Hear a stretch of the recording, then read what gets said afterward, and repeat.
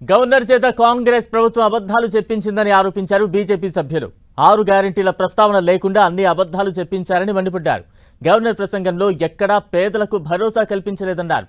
ప్రభుత్వం లెక్కకు మించి అప్పులు చేస్తూ అప్పుల వివరాలను గవర్నర్ ప్రసంగంలో పొందుపరచలేదని బీజేఎల్పీ నేత ఏలేటి మహేశ్వర్ రెడ్డి ఆరోపించారు.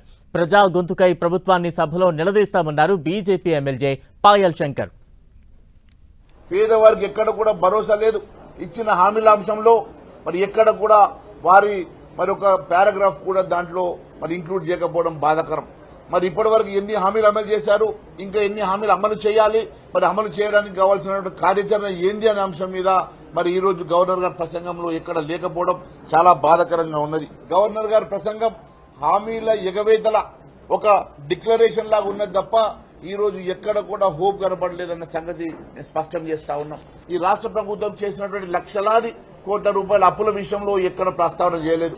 ఈ రోజు ప్రభుత్వం విస్మరించినటువంటి ప్రతి మాటని, రైతులు పడుతున్నటువంటి బాధలని, అది పంటల బీమా పథకం కావచ్చు, రైతు రుణమాఫీ కావచ్చు, రైతు భరోసా నిధులు కావచ్చు, స్కాలర్షిప్ల విడుదల కావచ్చు, ఈరోజు ఉద్యోగులు అదేవిధంగా విశ్రాంత ఉద్యోగులు పడుతున్నటువంటి బాధలు కావచ్చు, నిరుద్యోగ సమస్య కావచ్చు, ఈ రాష్ట్ర ఆర్థిక పరిస్థితి మీద కావచ్చు, ఈ ప్రభుత్వం విస్మరించినంత మాత్రాన, ఈ ప్రభుత్వం గవర్నర్ గారి ప్రసంగంలో పెట్టించలేనంత మాత్రాన మేము విడిచిపెట్టేటటువంటి ప్రసక్తే లేదు.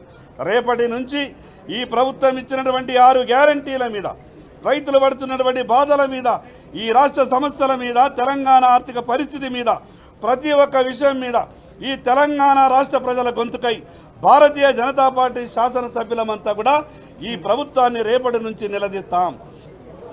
ఇబ్బంది ఇచ్చినట్లు ఏదైతే 6 గ్యారంటీల మాదిరి ఈరోజు ఆ రిపోర్ట్ అంతా కూడా, ఆ ప్రసంగం అంతా కూడా అబద్ధాల తప్పుల తడక.